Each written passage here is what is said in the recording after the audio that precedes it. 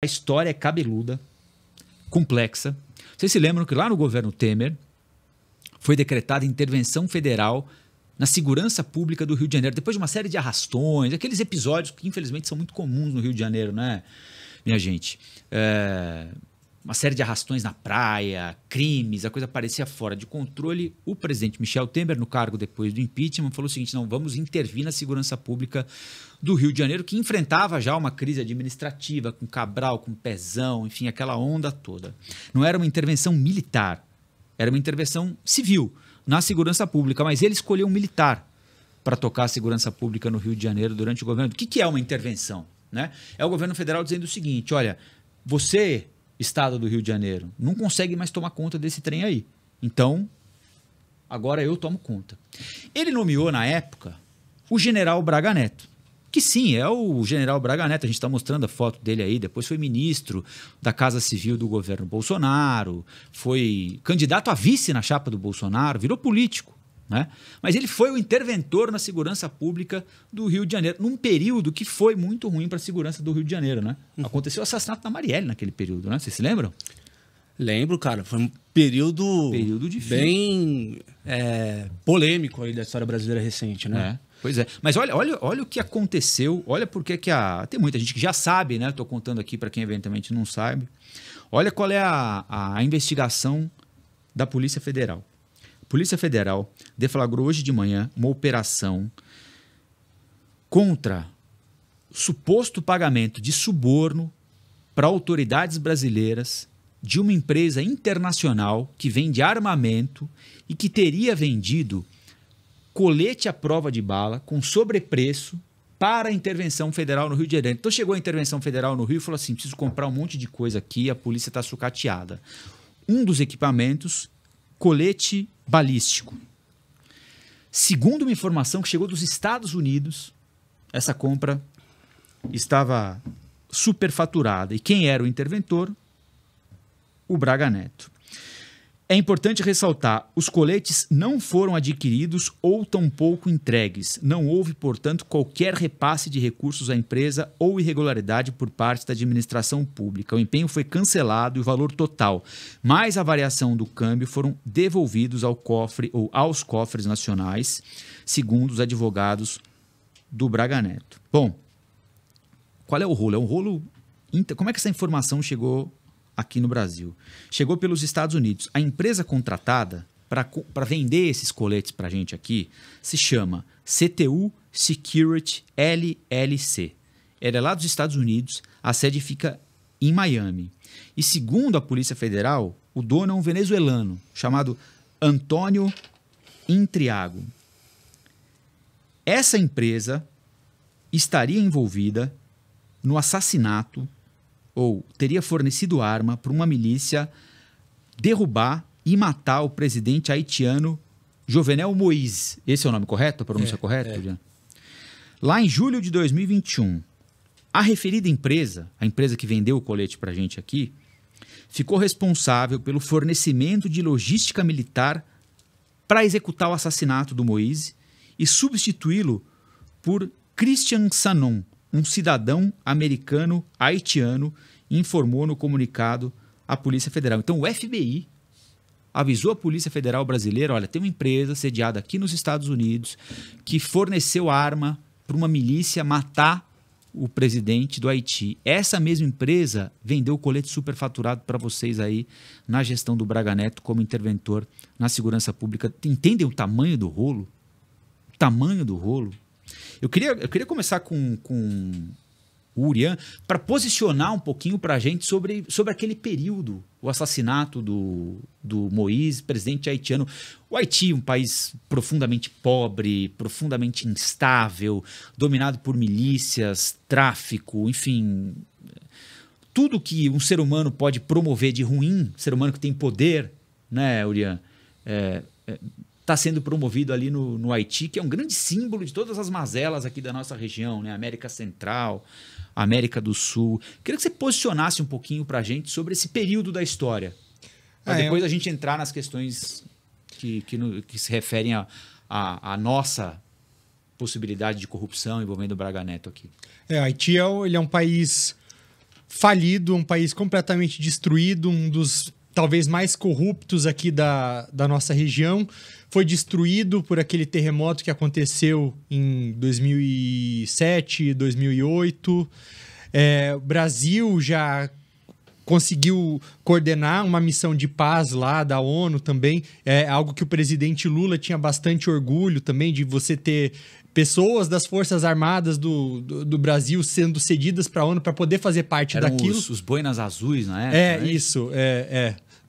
Eles usam aqueles capacetes azuis que são característicos dos exércitos ali que... Missão de paz. De missões de paz da ONU. E agora ficou comprovado aí, ou foi alegado que isso tudo tá acontecendo. Então, a primeira coisa que eu consigo pensar logo de cara em um exército... O que a gente falou aqui? Não sei se você vai se lembrar, Rafael. Da última vez que eu vim, na verdade, a única outra vez que eu vim junto com você, que a gente eu também só vim semana passada. Então, é minha segunda semana só. Não, mas eu vim um dia só. Você veio todos os dias. Mas foi sobre parte da população perceber aí, ou pelo menos achar, que o exército ele é mais honesto do que grande parte, do que o resto da população brasileira. E eu lembro de ter falado... Foi no dia da pesquisa? E eu lembro de ter falado dessa frase, porque eu não entendo porque algumas pessoas pensam isso, sendo que eles são uma porção da população, ou seja, daquilo que já existe no Brasil. E agora você já tinha ali uma imagem manchada do exército, né, por conta de tudo aquilo que o Mauro Cid vinha falando, e agora vem mais essa bomba em cima das Forças Armadas, que estava já quase... tinha quase feito as pazes com o presidente Lula, chegou a prometer investimento, enfim, para tentar reconciliar as Forças Armadas com o governo. E agora vem mais essa bomba. Então, mancha ainda mais a imagem a reputação do exército brasileiro. Muito complicado.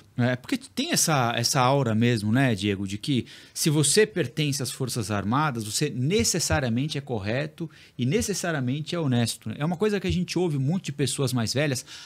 Porque naquele período do regime militar não havia denúncia de... É claro que não havia denúncia de corrupção, né? Não podiam existir meios de comunicação livres, né? Os jornais imprimiam receita de bolo na primeira página porque tinha um censor sentado. Bom, se a gente tivesse um Flow News naquele período, provavelmente teria um homem do exército qualquer aqui atrás dizendo o que a gente pode falar, o que a gente não pode falar, né? Então, é evidente que não haveria corrupção. Você não pode falar sobre corrupção sob risco de você desaparecer e não acharem nunca mais um osso do seu corpo, né? Então, uma coisa, outra coisa, outra coisa. As Forças Armadas têm pago um preço importante por terem se envolvido tanto assim no governo Bolsonaro. A gente nem está falando de um episódio do governo Bolsonaro, a gente está falando de um episódio do governo Temer, mas que envolve uma figura que ganhou intenso protagonismo durante o governo Bolsonaro, chegou a ser vice na chapa do Bolsonaro. Como é que você vê essa denúncia agora contra uma pessoa tão próxima do ex-presidente Bolsonaro e um general de 4 estrelas, né? Uma das figuras mais importantes, a posição hierárquica mais importante do Exército Brasileiro. Eu concordo com o Urian, tá, Rafael? Eu acho que a politização das Forças Armadas foi um grande erro, né? E a gente não pode fulanizar o debate, porque as Forças Armadas não é uma pessoa, não é um general, é uma instituição, é uma corporação. Então, por que foi um erro? Porque agora o cidadão, aí, o Braga Neto, ele se coloca como candidato, quer dizer, ele não se coloca, né, assim, expondo ele como um nome provável. Ele era tido como um possível pré-candidato à Prefeitura do Rio agora no ano que vem. Né? Ou seja, ele é uma provável posição política, né? Quando ele se posiciona, mesmo que ainda não seja oficial, tudo vira político. Então não é ele falar que é jogo político, porque só se trata disso agora, porque as pessoas agora vão tentar derrubar ele, tirar ele do potencial de virar um prefeito do Rio de Janeiro, entendeu? Então, é jogo político. Claro que é. Claro que é. Só se trata de política. Tudo é, né? Tudo é. Tudo é. Agora, para as Forças Armadas, né, gente, é um trabalho duro de depuração, mas é importante, porque assim como a gente não pode partir do princípio que só porque alguém veste farda é mais honesto do que quem não veste farda alguma, tem camiseta curta e é cheio de tatuagem, por exemplo, você também não pode partir do princípio de que todo mundo que está lá está metido em algum rolo, né? Então, esse processo de depuração, a gente fala sobre isso muito quando citamos algum crime cometido por um policial militar, né? Por que é importante identificar, apurar e, se houver culpa, punir o policial? Para mostrar para os outros que aquilo não é válido e para ressaltar a existência do bom policial. Né? Câmera corporal, por exemplo, que é uma discussão danada, né? Sei que tem muita gente que é contra. Mas colocar câmera na farda do PM. A câmera, ela, antes de mais nada, é uma proteção para o próprio policial militar. Porque a câmera vai dizer o seguinte: vocês vão ver na imagem que eu não tinha outra alternativa a não ser atirar contra aquele indivíduo. Porque era eu ou ele, porque ele atirou contra o policial, porque ele colocou em risco a vida de um inocente. Então, a câmera vai mostrar essa versão, não é? Então, para o bom policial, ter a imagem é excepcional, não é? Porque ele diz o seguinte, fala assim: se vocês têm dúvida, vejam a imagem. Eu tive que atirar naquela pessoa. E o Estado detém o monopólio da força.